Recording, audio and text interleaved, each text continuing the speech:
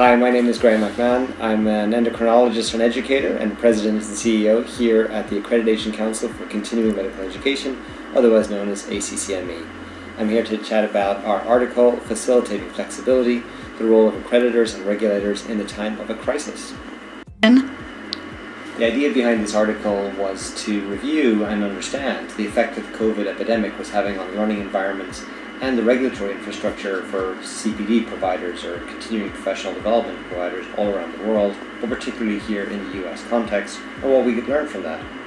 And what we saw was a whole variety of educational organizations in stress, limited by the pandemic and the enormous challenges of having so many clinicians having to newly train in new ways and learn a new disease state. So we at ACCME had to evolve from a role of regulator to facilitator and create resources, guidance, and facilitating enabling structures to allow educational organizations to flex and ultimately meet the needs of their learners and ultimately thrive. In the manuscript, we described 5 things that ACCME and our colleagues across the professional regulators had to do to respond to the COVID pandemic. The first thing that we did was make sure our system of trust and verify was elevated so that we didn't stand in the way of educational providers as they flexed and respond. And in particular, we did not introduce a review and approve approach to activity review and approval because that could have interfered with the flexibility of the community. Number 2, we created an expedited pathway to allow for educational activities related to COVID to be immediately approved by the educational provider without some of the restrictions that typically occur around disclosure and conflict resolution, for example. Number 3, we partnered with our interprofessional colleagues to create a resource list of materials that helped organizations understand how to repurpose their education to a virtual format.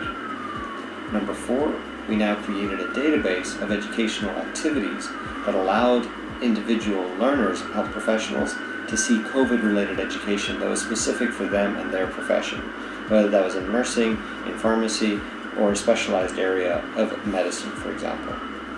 And number 5, we created and collated a webpage of resources to support vaccine information transfer to educational providers so they had access to the best possible information on which to create activities.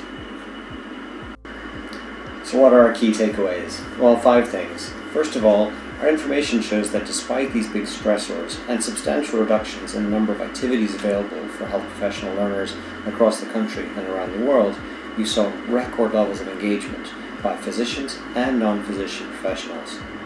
Number 2, you saw that we were able to engage non-physician professionals at rates that we were never able to before through the digitization and virtualization of education. Number 3, we realized that information needs to flow efficiently and effectively, so digitization of particularly completion information and the arrival of tools like CME Passport were instrumental to allow information to flow easily and readily. Number 4, we learned that regulators and accreditors like us have to adapt quickly and easily to respond in 3 particular ways: facilitating innovation and allowing new educational activity formats to be disseminated and used. Number 2, reducing burdens so that we get out of the way of educational innovation. And number 3, stand up for science, because this was an environment in which a lot of misinformation was being disseminated, and we had to put forward accredited education as the credible source for the right information to provide accurate and reliable healthcare. Number 5, we really want to hear from you. What did you think of the experience of learning through a COVID pandemic with you as an educational provider or with you and your health professionals? Let us know. Tag us in your comments on LinkedIn, on Facebook, on social media in any way. You'll find us at Accredited CME.